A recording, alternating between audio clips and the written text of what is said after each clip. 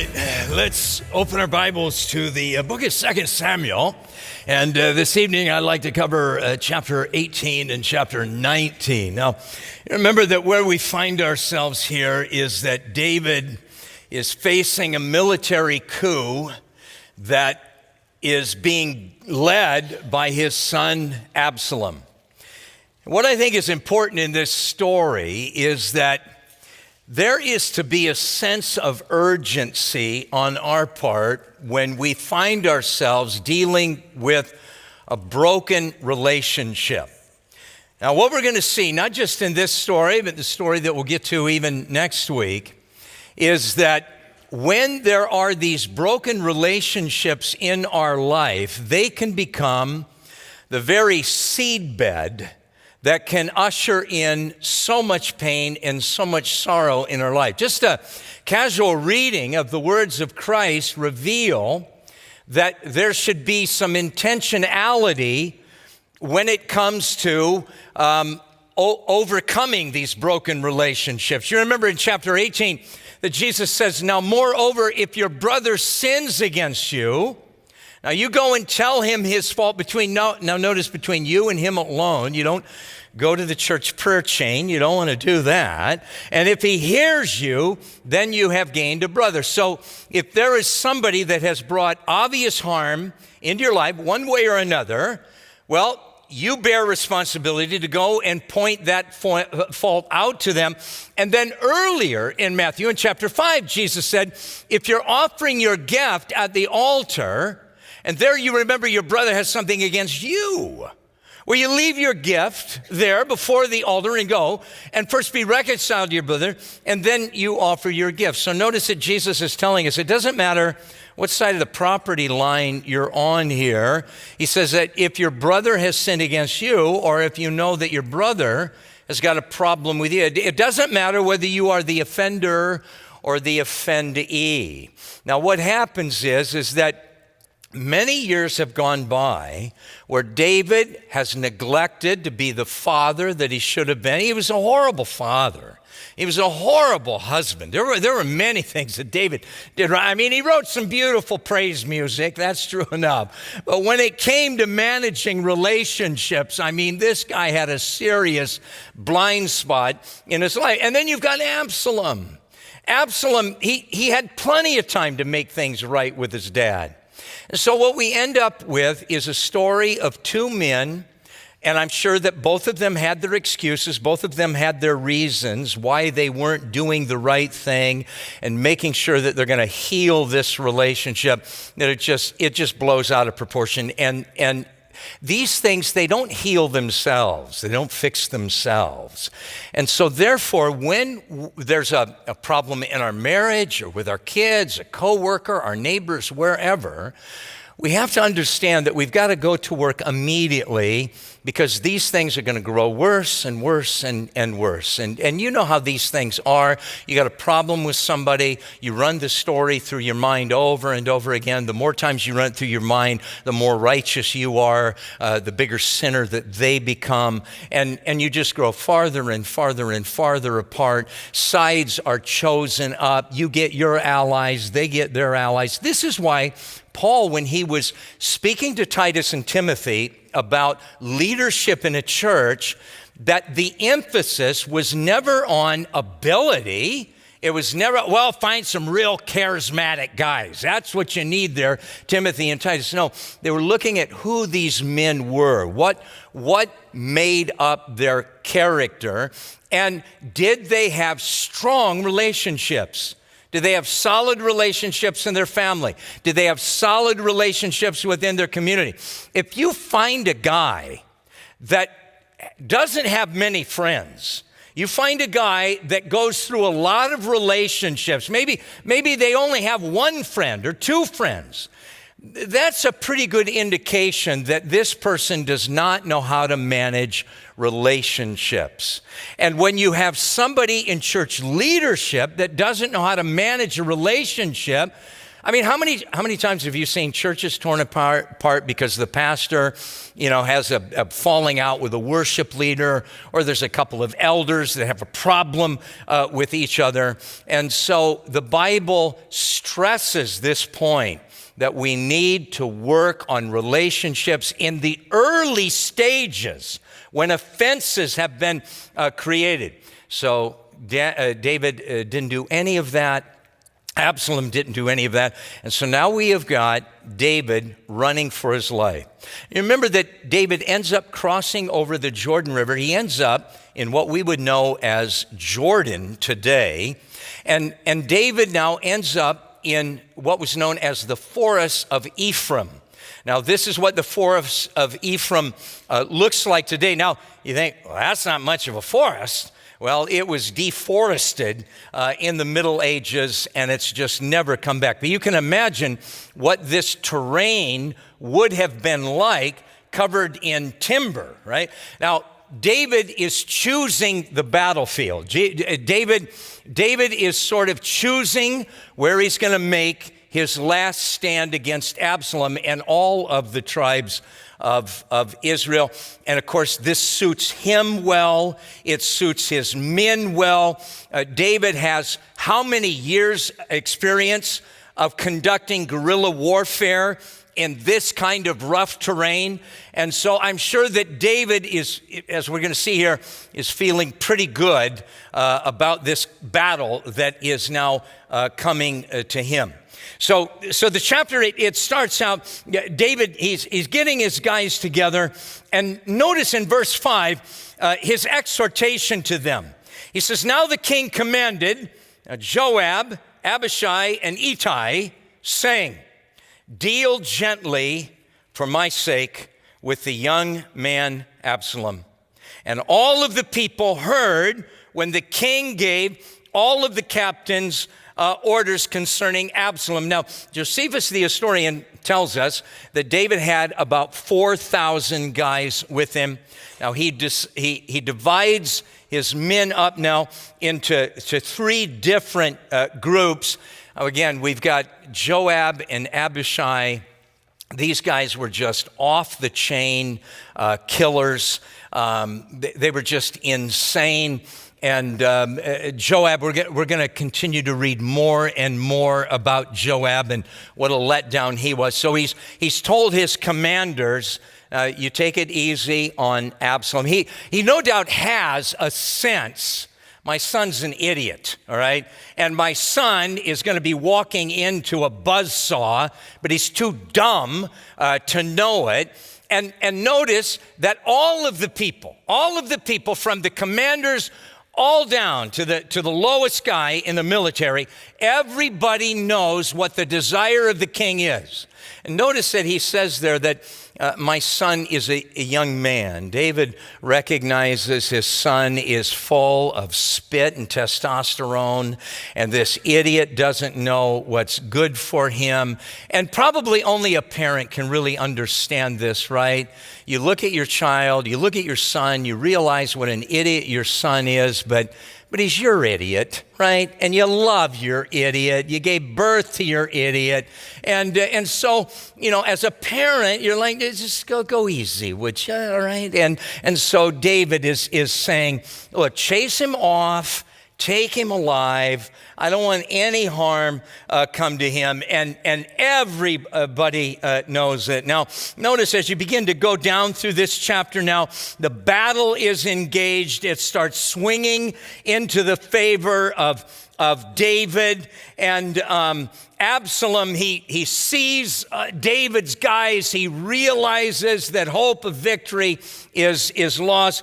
And you'll notice there in verse 9, as he's running away, he runs under a terebinth tree. Now, this is what a terebinth tree looks like. These were large trees. You'll notice that they're the kind of tree where the lower branches, they get so far out from the trunk that they begin to dip and they actually begin to touch the ground. You'll notice to the right and to the left of the trunk, there are going to be these passages that you can get through.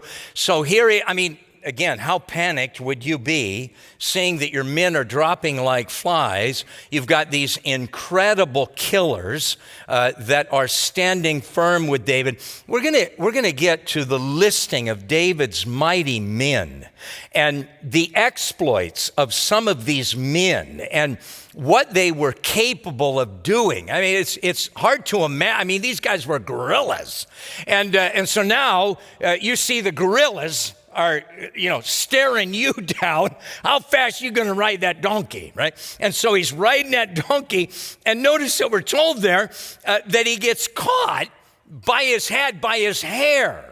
Now, you remember that his hair was certainly a source of great blessing to this young man. You remember, we were told earlier, he would cut his hair once a year, and then he would weigh it.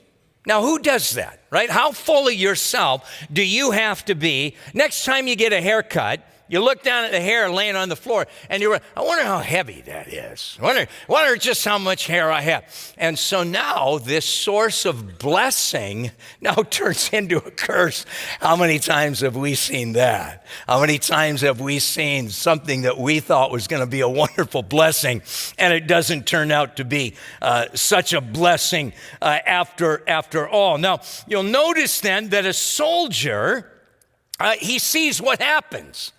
And the soldier knows the will of David. The will of David is, don't hurt this guy. And so this guy goes and reports to Joab and says to Joab, hey, the suspect hanging by a tree right over there. And Joab says, well, did you kill him? And the guy said, no, look, you know what the king said. He said, man, if you would have killed that guy, you just can't believe how much money would be coming your way for a reward.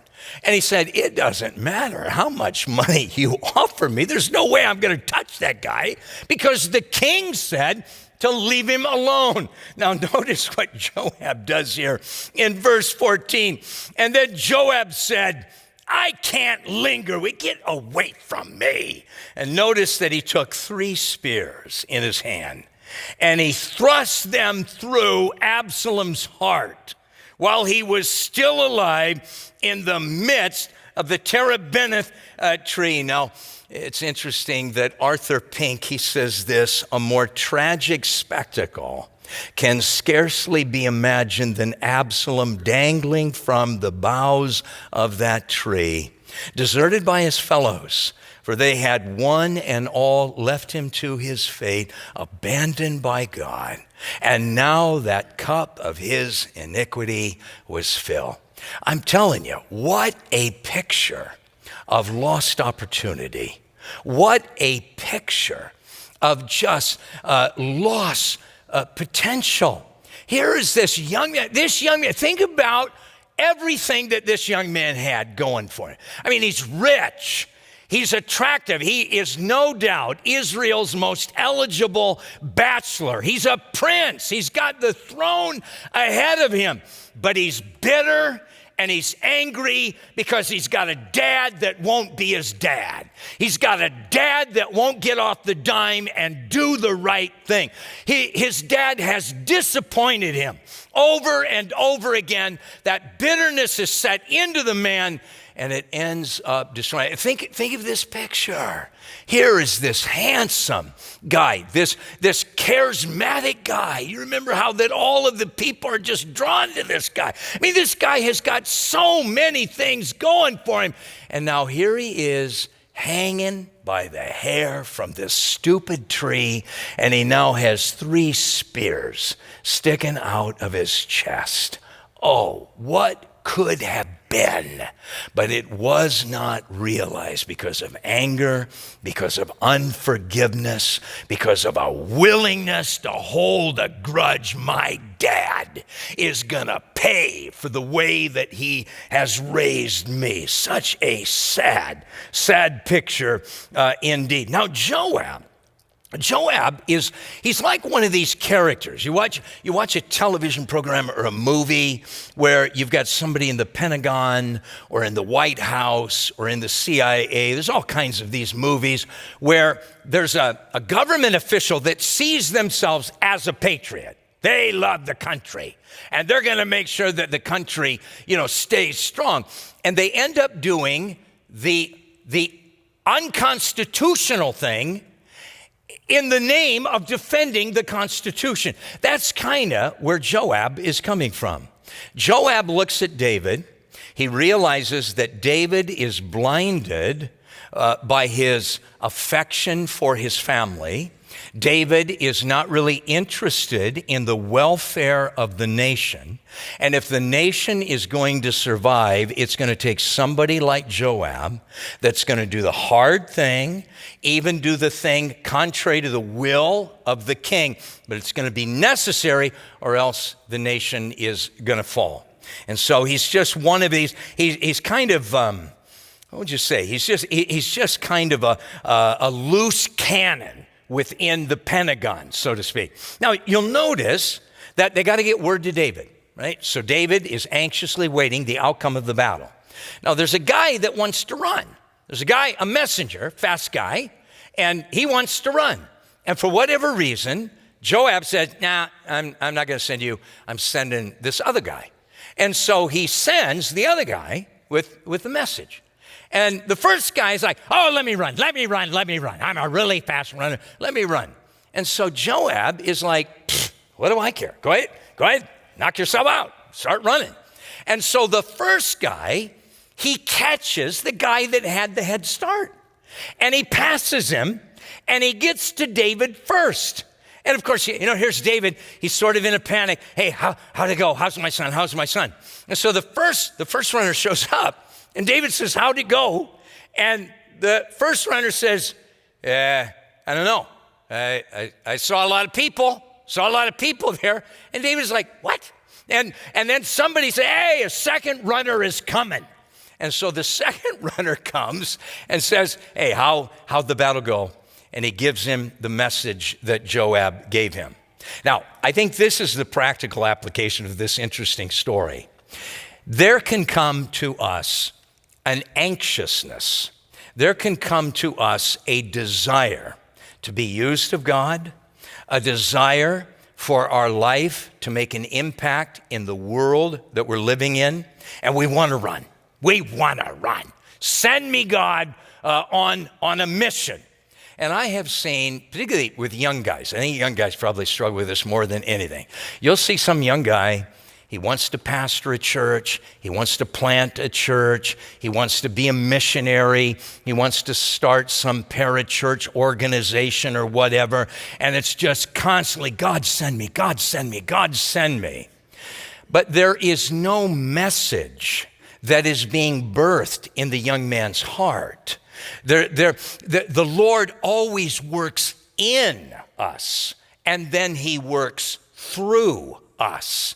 And there are so many people, and they're great runners, fantastic runners. Man, can they run?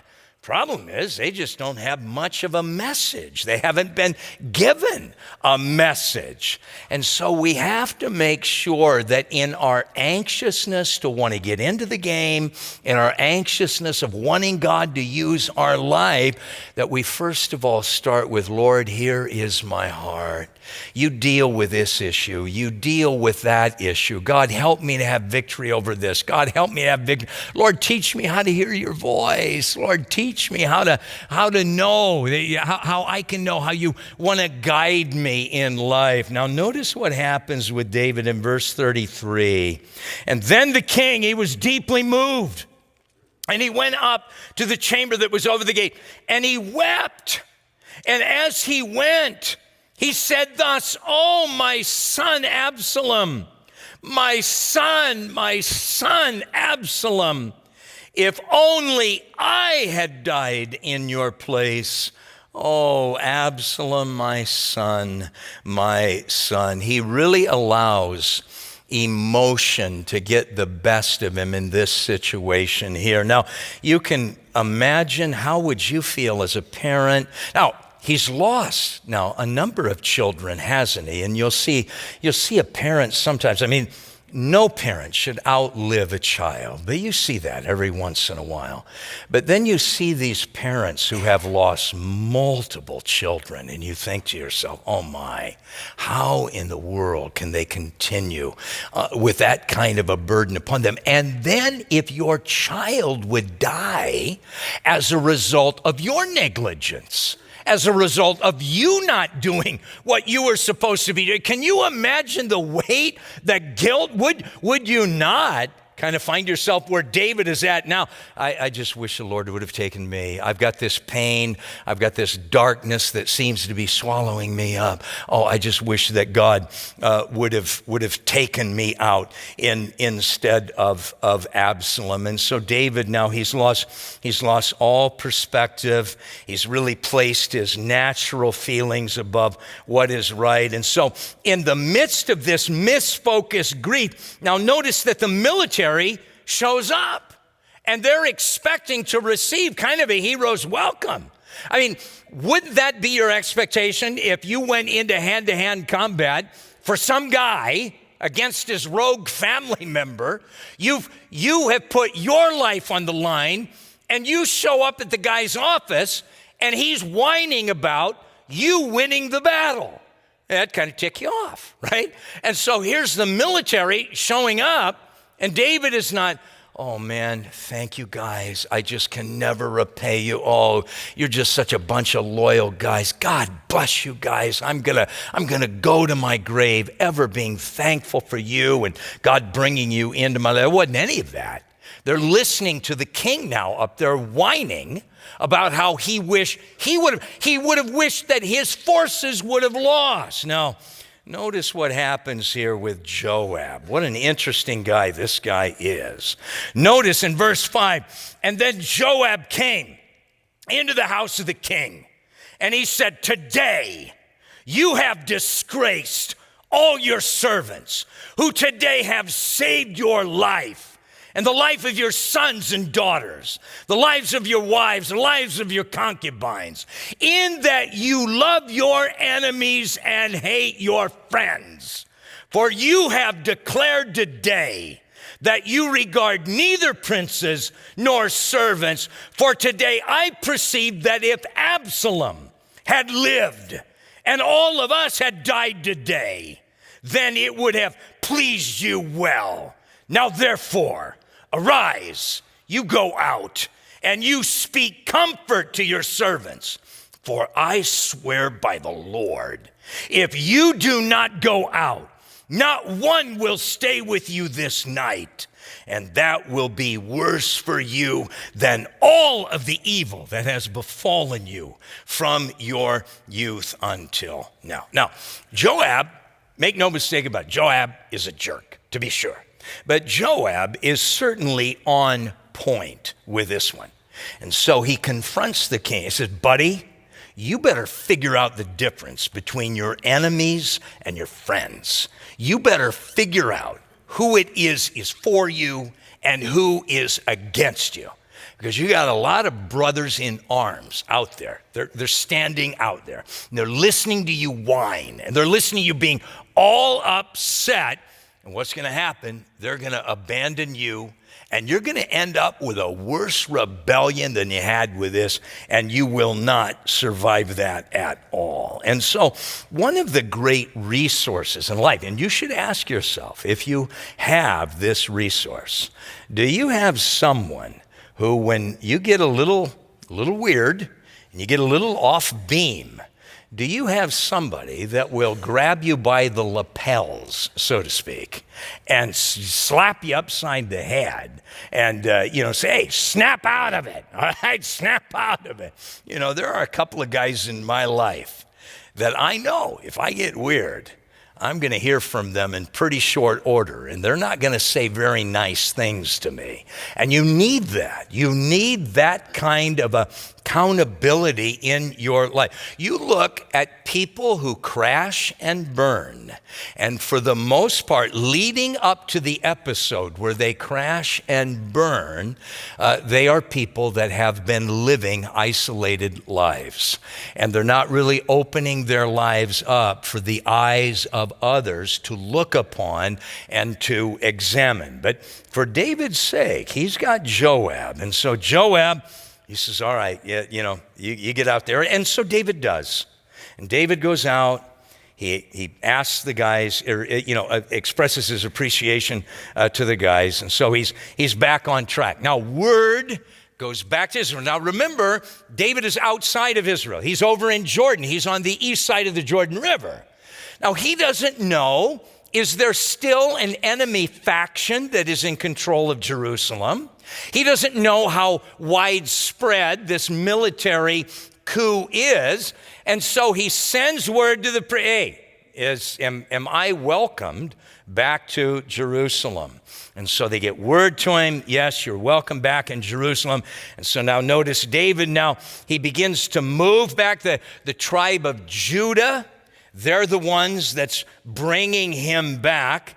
And then it's an interesting thing. Notice that he runs into here Mephibosheth. Now, you remember when David was leaving Jerusalem, the night that he was getting chased out, you remember that the servant of Mephibosheth met him and gave him some supplies. And David said, where is Mephibosheth? Now remember, Mephibosheth was the son of David's good friend Jonathan, who was killed in an earlier battle. And he had compassion on Mephibosheth and allowed Mephibosheth even to eat at his own table. He gave Mephibosheth all of the wealth that once belonged to King Saul. And so he had done this guy a solid. And he said to the servant of Mephibosheth, he said, well, where's Mephibosheth? Now, it would appear that the guy lied. And the guy said, that guy, he is so happy that you are running for your life, because now he sees it as an opportunity where he might become king. So now, notice Mephibosheth shows back up with David, and David is like, well, what are you doing here? And the guy, now, David said to the servant of Mephibosheth, everything that belongs to Mephibosheth, I'm giving to you. Again, he's hearing half the story, and he's under pressure. And when you're under pressure, and you only hear half the story, probably not going to make good decisions, are you? And so David makes a bad decision. David says, I've given all of your stuff to your servant. Now, Mephibosheth says, well, hey, I'm not, what do you mean? This guy's knifing me in the back. Come on. So now here's the king, and it's like, well, who do I believe, right? Was the first guy lying to me? Or is this guy lying to me? And there doesn't seem to be real proof one way or another. So he says to Mephibosheth, all right, here's what I'm going to do. I'll give you half your stuff back. Now notice how Mephibosheth responds to this in verse 30. Then Mephibosheth, he said to the king, and this is very touching. He says, rather, let him take it all. I don't need the money. I'm not here because I want the money. I'm not here because I want the stuff. Inasmuch as my lord the king has come back in peace to his own stuff. This is an incredible attitude that's on display. He's just been told, I've given half your stuff away. I gave half your stuff to your servant. And now he responded, well, I don't care. I don't care about that. I'm just thankful that you're back. Now, apparently, David doesn't have real confidence one way or another as far as who's lying to him. It's interesting, Robert Deffinbaugh, he says, once again, it is a day of rejoicing and reunion. David will give both men the benefit of the doubt and make a judgment which benefits both and might facilitate their reconciliation. So David is like, I don't know. And so we'll just divide it, And hope you guys live happily ever after. Now, you wonder when we get to Solomon, you remember Solomon's going to be faced with two women who say that the child is theirs. And Solomon will say, well, let's cut the baby in half and give half to each of you and see how that works out. You wonder if Solomon didn't really get that principle from David, what he's doing here with Mephibosheth. Now, notice they bring the king back, and again, there's tension. Again, there is broken relationship here.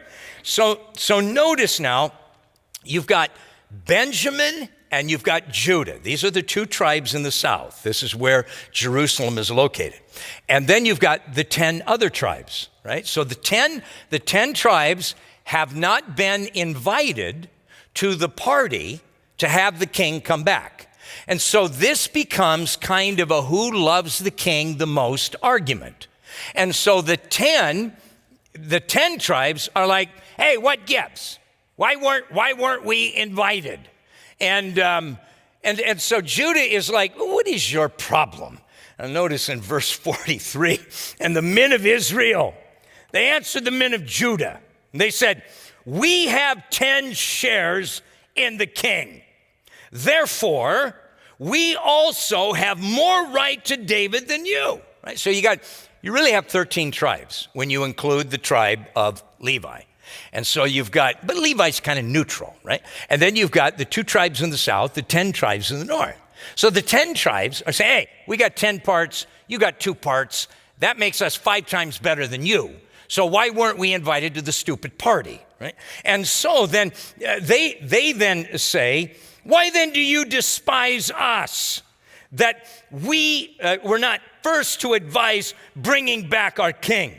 Yet the words of the men of Judah were fiercer. Notice that word, fiercer, than the words of the men of Israel. And that word fierce, it means hard. It means to be severe. Now, again, this is not how you reconcile yourself with others. You don't reconcile by speaking hard words. You don't reconcile by breathing out threatenings, right? If we want grace in a relationship, we want to see God's grace bring restoration. Well, who does God give grace to? Those who are speaking fiercely? Those who are trying to intimidate? Those who are trying to get their own way? No, he gives grace unto the humble. And what we're going to see is that this thing is going to blow up once again in chapter 20. It's going to explode right in David's face. In the life of David, we see it over and over again. You have opportunity, humble yourself. Let's try and be reconciled in the spirit of kindness, the spirit of gentleness, or let's try and ramrod our program through. It's going to be my way or the highway. Go ahead, keep living that way. And you're going to look behind your life at the end of your life, and you're going to see that you have left a path of destruction, a path of broken relationships, and you're going to look back and wish you would have made different choices for yourself. It is for your good, and it is for the glory of God that we spare everything that we've got. We spend everything that we have in order that we might be in a right relationship with others. So I think as we go to prayer, we need to be praying that God would help us to cultivate healthy relationships with each other.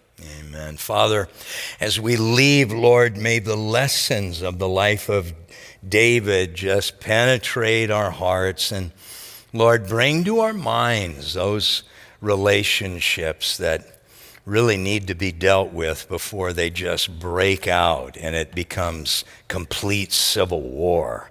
Help us, Father, to keep just very short accounts with each other. Give us the grace. Give us the grace to forgive. Give us the grace to confess our sin. Lord, help us to be people that emulate the words of the Lord Jesus Christ. And Father, glorify yourself in and through us. For we ask these things in Jesus' name. Amen.